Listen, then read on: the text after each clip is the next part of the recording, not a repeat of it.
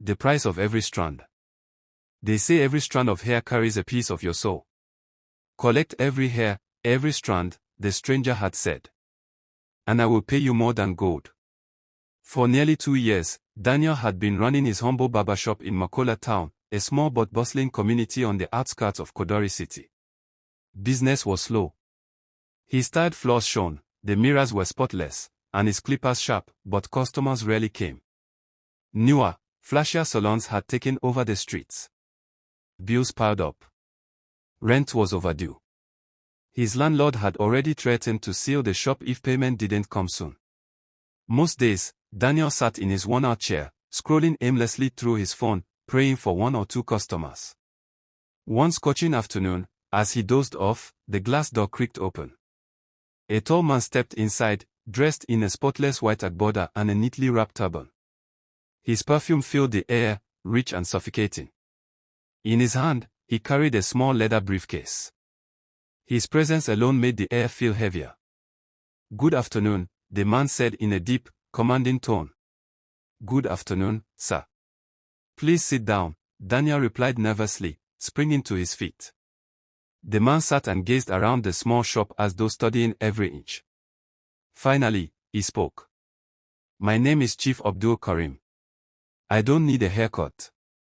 What I need is different." Daniel frowned. "Different? I don't understand, sir." Chief Abdul leaned forward, lowering his voice. "I will pay you handsomely if you collect every strand of hair you cut from now on. Tie it up in a nylon bag and keep it for me. Every Friday, I will come and collect it." Daniel blinked. "Hair? Why hair?" Chief Abdul smiled faintly. "That is not your concern? Just know that for every full bag, I'll pay you more than a week's profit." He opened his briefcase and dropped a thick bundle of fresh notes on the counter. Daniel stared at the money, more than he had seen in months. "But sir, what do you need it for?" he asked weakly. Chief Abdul's eyes darkened. "Young man, don't ask questions you're not ready to hear the answers to. Do we have a deal?" The shop was failing. The rent was due. His sister's school fees were unpaid. Daniel swallowed hard. Slowly, he nodded. "Yes, sir. We have a deal." Chief Abdul leaned back, satisfied. "Good. Keep this between us. Not even your closest friend must know. If you betray me, you won't like the consequences." Daniel's hands trembled as he took the money. He felt rich, but uneasy. That night, he hardly slept. The image of that thick bundle of cash haunted him. By morning, his eyes were red, not from exhaustion but from excitement mixed with fear. "Just 1 more week," he muttered. "Then I'll leave this life of poverty behind." Business resumed. He cut hair, swept, smiled, but this time, he didn't throw away the hair. Every lock, every strand went into a black nylon bag hidden behind his workbench. By evening, the bag was full. He tied it tightly, whispering to himself. "This is just ordinary hair, it's harmless." At exactly 9 p.m., as instructed, Daniel locked up early. He tucked the nylon into a bigger sack and slipped into the night. When he arrived at the agreed location, an unfinished building along the lonely road of Jidedo Extension, Chief Abdul was already waiting. His white agbada glowed under the moonlight. 2 grim-looking men in black kaftans stood behind him, their expressions cold and unblinking. "Do you have it?" Chief Abdul asked. Daniel nodded and handed over the sack. The man dipped his hand in, smiled faintly, and nodded. "Very good. You're a man of your word." He snapped his fingers, and one of the guards handed Daniel another thick envelope. "Continue like this," the chief said. "Never fail me. The hair you collect now is worth more than gold." Daniel nodded but dared not ask questions. On his way home, he clutched the envelope to his chest. Deep inside, a whisper said, "You've sold more than hair, you've sold your peace." Days passed. Daniel's business suddenly boomed. Men who hadn't come in months now queued for haircuts. At first, he rejoiced. God, you've answered my prayers, he said, sweeping the floor. But soon he noticed something strange. Each time he swept the hair, it felt warm, almost alive.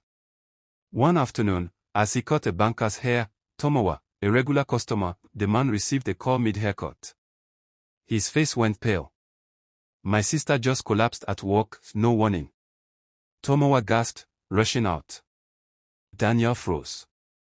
He looked at the hair on the floor, freshly cut, and something in his chest tightened. He swept it into the black bag quickly, trying to ignore the chill running through him. By evening, the bag was full again. He delivered it. Chief Abdul was pleased. The spirits are happy, he said softly. Spirits? Daniel asked before realizing his mistake. Abdul's smile vanished. Do not ask what you cannot bear to know. That night, Daniel tossed and turned. Could it be true? Were the hairs being used for something evil? The next morning, a small paper lay under his shop door. He picked it up. The handwriting was rough and hurried. Stop what you're doing. The hair is cursed. They will come for you next. Daniel's heart raced. He ran outside, but the street was empty. For the first time, he regretted ever meeting Chief Abdul. But the money under his mattress whispered, stay. You can't stop now. That night, he decided to quit. No money was worth his soul. When he told Abdul at their next meeting, the chief's face turned dark. You think you can walk away, he said coldly. Once you've entered, you belong to us. If you betray me, not only your shop, but your family will burn. One guard lifted his shirt, revealing a pistol. Daniel's knees weakened. Okay, sir. I'll continue, he whispered. Abdul smiled, patting his shoulder. Good man. Next week, double the collection. Daniel realized he was trapped. Either way, death waited. Then came a message on his phone from an unknown number. We know what Abdul is making you do. If you want to survive, meet us tomorrow at midnight. Come alone. Fear gripped him, but hope flickered. That night, he went to the abandoned warehouse the message described. 3 hooded figures stepped out, 2 men and a woman with a scar on her cheek. You are Daniel the barber, she said. We know Abdul has been collecting hair from you. We are survivors. He used our loved ones in rituals. My brother's blood was used after he cut his hair at your shop. Daniel nearly collapsed. Blood. I only gave him hair. The hair is the key, one of the men growled. He mixes it with blood to trap souls. Your customers' lives are being fed to his altar. Daniel shook violently. Oh God, what have I done? The woman stepped closer. You can help stop him. He keeps a ledger, names, dates, payments. If we get it, he'll fall. Breaking into Abdul's mansion was suicide, but Daniel couldn't ignore the guilt. All right, he said. If I die doing this, my blood is on your hands. No, she replied. If you do nothing, the blood of many will be on yours. So Daniel agreed. He'd continue acting normal, deliver the hair, but secretly plant a GPS tracker inside the bag. That night, the tracker led them to an abandoned mansion on the edge of Kuduma Hills. Through a cracked window, Daniel saw Abdul surrounded by candles, strange symbols, and bowls of blood. On a table lay the ledger of names. This is it, whispered the scarred woman. They stormed in. Chaos erupted, Abdul's guards fought, but the survivors struck back. Daniel lunged for the ledger, grabbing it just as Abdul turned, dagger in hand. You betrayed me, Daniel, he roared. Before the blade fell, police sirens whirled outside. Officers burst in. The survivors had tipped them off. Abdul was wrestled to the ground. The ledger, filled with victims' names, was seized as evidence. Abdul and his men were arrested. Daniel collapsed, trembling, tears mixing with sweat. The scarred woman touched his shoulder. It's over. You've done the right thing. He stared at the ritual room one last time, the candles, the blood, the silence. No amount of money is worth this, he whispered. Never again. News of Chief Abdul Karim's arrest spread across Kadori City. Police linked him to dozens of disappearances. The survivors finally found justice.